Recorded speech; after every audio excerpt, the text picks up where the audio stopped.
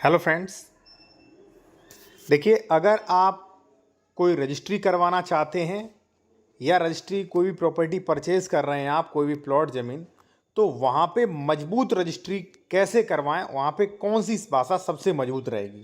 अब देखिए, वैसे तो एडवोकेट आपकी रजिस्ट्री टाइप करते हैं, फिर भी मैं आपको कुछ ऐसे टॉपिक बताने वाला हूँ जो एडवोकेट जिसमें रुचि नहीं रखते, लेकिन आप अगर वो अपनी डीड में मेंशन करवाते हैं तो किसी की हैसियत नहीं है वो डीड जो है आपकी कैंसिल कर दे, या मान लीजिए कभी भी उस डीड में कोई विवाद उत्पन्न हो, ठीक है, और धोखाधड़ी होती फिर भी पैसा रिफंड होगा। तो मैं जो है पूरी भाषा मैंने तैयार की है, पूरा इसमें आपको पीडीएफ मिलेगा, क्या क्या चेक करें सब कुछ। सबसे पहले मैं कहूँगा ये चीज़ें ज़रूरी इसलिए होती हैं। अब देखिए, एक व्यक्ति ने रजिस्ट्री करवाया था और उनका जो है दाखिल खारिज म्यूटेशन आदेश निरस्त कर दिया गया, यहाँ पे आप देख सकते हैं, क्योंकि उनकी डीड में भाषा मजबूत नहीं थी और कुछ चीज़ें उन्होंने छोड़ दी थी। ठीक है, आप देख सकते हैं 88, 89, 90, 97, 99 के 99 के उपबंधों का उल्लंघन नहीं हुआ, इसके संबंध में कोई शपथ पत्र दाखिल नहीं किया और उन्होंने जो है दाखिल खारिज निरस्त कर दिया। मैंने कहा काफ़ी पैसा खर्च होगा और हो सके दाखिल खारिज भी ना हो।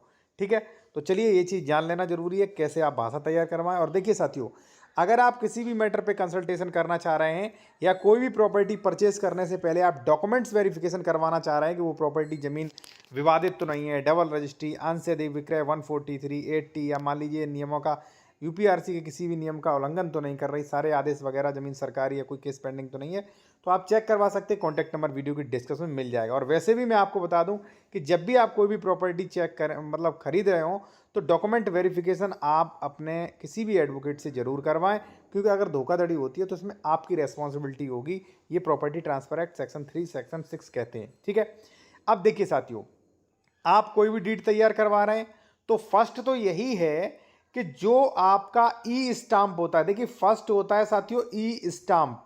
तो ई स्टाम्प में कुछ भी चेक नहीं करना होता है, वो तो निकलता है, तो उसमें कुछ चीज़ें चेक कर लीजिए कि ई स्टाम्प जो है वहाँ पे डिस्क्रिप्शन ऑफ डॉक्यूमेंट्स आर्टिकल 23 है कि नहीं। अगर विक्रय विलेख है तो आर्टिकल 23 जरूर देख लें। ई स्टाम्प पर विक्रेता को अपना नाम देख लेना चाहिए और स्पेलिंग देख लेना चाहिए। तो फर्स्ट पेज में कुछ भी नहीं है, ये आप चीज़ें चेक करें। ठीक है, आगे आते हैं साथियों सेकंड पेज। सेकंड पेज में साथियों अपना मौजा है, बैनामा की कीमत जरूर चेक करें और ध्यान रखें जो भी पैसों का लेन देन करें वो सिर्फ चेक दिखाएं नहीं, सही लीगल तरीके से लेन देन करें, वरना अगर गलत लेन देन किया तो 100% रजिस्ट्री कैंसिल हो सकती है, क्योंकि बिना प्रतिफल के करार शून्य होता है प्रॉपर्टी ट्रांसफर एक्ट के अकॉर्डिंग और कॉन्ट्रैक्ट एक्ट के अकॉर्डिंग। ठीक है, बाकी अपना क्षेत्रफल देख लें, निर्धारित रेट इसमें होना चाहिए, मूल्यांकन कोड, भूमि का प्रकार। अब देखिए, भूमि के प्रकार का भी आवासीय होने से भूमि आवासीय नहीं होती है, 143/80 का ऑर्डर जो हो वो भी आप चेक करें। ठीक है, ग्राम मोहल्ला। फिर यहाँ पे संपत्ति विवरण जरूर डलवाएं। ठीक है ना, सेकंड पेज में संपत्ति विवरण साथियों आप देख सकते हैं। संपत्ति विवरण में ध्यान रहे आपको इस प्रकार से डलवाना चाहिए कि उसकी लंबाई चौड़ाई किस दिशा में है, ठीक है, वो सब कुछ मेंशन करवाना चाहिए, और किस तरह क्षेत्रफल है वो भी मेंशन करवाना चाहिए और आपको चेक करना चाहिए। ठीक है, इसके बाद आता है फोर्थ नंबर। उससे पहले मैं साथियों कहूँगा कि यदि आप एडवोकेट हैं या मान लीजिए नॉर्मल व्यक्ति हैं, आप प्रॉपर्टी खरीदते बेचते हैं, तो आप ये हमारा कोर्स ले सकते हैं। इसमें सारी जानकारी मिलेगी, ये रजिस्ट्री नियम एवं ड्राफ्टिंग, इसमें वर्ग गज वर्ग मीटर निकालना, क्षेत्र सर्किल रेट, स्टाम्प निकालना, ठीक है, सेल डीड नियम ड्राफ्टिंग, पावर ऑफ अटॉर्नी, वसीयत, सेल एग्रीमेंट, किराया agreement, leave and licence, lease, गोदनामा, तितिम्मा, ये सारे आपको पीडीएफ और एग्रीमेंट आपको मिल जाएंगे यहाँ पे। इसके अलावा यहाँ पे आप देख सकते हैं थर्ड नंबर पेज। अब थर्ड नंबर पेज में यहाँ पे आप देख सकते हैं चौथी, पश्चिम, पूर्व, पश्चिम, उत्तर, दक्षिण, ये मेंशन करवाना है आपको थर्ड नंबर पेज में। ठीक है, आप फोर्थ भी करा सकते हैं, पेज इधर से उधर हो सकता है, कोई दिक्कत नहीं। ठीक है, मापन इकाई आपकी वर्ग मीटर में, संपत्ति का क्षेत्रफल, सड़क की स्थिति, ध्यान रहे सड़क की स्थिति बिल्कुल सही करें, आप स्टम्प बचाने के चक्कर में ऐसे जो है आप गलत ना इस पर मैंसन करें। ठीक है, संपत्ति का प्रकार, आवासीय प्लॉट। ठीक है, इसके बाद साथियों आ जाइए आप फोर्थ नंबर। फोर्थ नंबर पे देखिए ये कोई ज़रूरी नहीं है, ऑप्शनल है। फिफ्थ नंबर यहाँ पे प्रथम पक्ष विक्रेता का नाम और द्वितीय पक्ष। ठीक है, तो ये दोनों चीज़ तो मैंडेटरी वैसे भी होगी। और दूसरी बात मैं कहूँगा कि आप अपना खुद चेक कर लें, नाम, पिता का नाम, निवासी कौम। ठीक है, और ध्यान रखिए अगर मान लीजिए कौम SC शेड्यूल का SC ST है तो आपको धारा 98 की परमिशन भी चेक करना चाहिए। ठीक है, फिर आ जाते हैं साथियों छठवां नंबर पेज में। अब देखिए, अब पेज काफ़ी इंपॉर्टेंट हो गए। ठीक है, अब देखिए इसमें मेंशन करवाना है कि क्या आपकी चौहद्दी वगैरह रही है। ठीक है। और ये भी मेंशन करवाना है कितने पैसों में आपने ख़रीदा बेचा, वो आपको मेंशन करवाना है।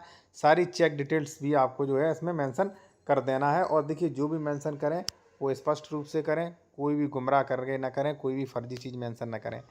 8th जो पेज है वो काफ़ी ज़रूरी है। इसमें आपको ये भी शपथ पत्र देना चाहिए कि यह लेख पत्र संबंधित परिस्थितियों पूर्ण ढंग से मतलब जो है वर्णित किया गया है। क्रेता विक्रेता अनुसूचित जाति के सदस्य नहीं है, और मैं मान लीजिए जो ज़मीन है वो नजूल वफ़ शासकीय नहीं है। ठीक है। क्रेता के पास परिवार सहित जो है मान लीजिए 5.586 हेक्टेयर से अधिक भूमि नहीं है। मैंने किसी भी 89, 90, 98, 99 प्रावधानों का उल्लंघन नहीं किया। ये मैंने इसलिए बता रहा हूँ कि आप फर्स्ट में देखोगे साथियों, यहाँ पे देखिए उल्लंघन किया था तो पूरा यहाँ पे इनका दाखिल खारिज निरस्त कर दिया था। ठीक है। तो ये शपथ पत्र लगाना ज़रूरी है। ठीक है। ये जो आपका 8th पेज पे था। ठीक है। यहाँ पे अब ये शपथ पत्र हो गया। इसके बाद 9th पेज पे ये शपथ पत्र भी लगाना काफ़ी ज़रूरी है साथियों। इसमें आप ये लिख रहे हैं कि क्रेता उक्त प्लॉट को मन चाहे उपयोग में लाए, दाखिल खारिज करवा लेवे। मेरे वारसानों को कोई भी आपत्ति नहीं है। कोई भी मान लीजिए इसमें ज़मीन मतलब देखिए यहाँ पे देख सकते हैं आप, कोई भी आपत्ति नहीं होगी। उक्त ज़मीन कोई भी वास्ता सरोकार नहीं होगा। वह विकृत भूमि अगर नजूल वफ़ शासकीय किसी भी प्रकार से विवादित नहीं है, बंधक नहीं है, उक्त ज़मीन पर कोई लड़ाई झगड़ा निकले या कोई व्यक्ति दावा करे तो सबकी जिम्मेदारी प्रथम पक्ष की होगी, यानी कि विक्रेता की होगी।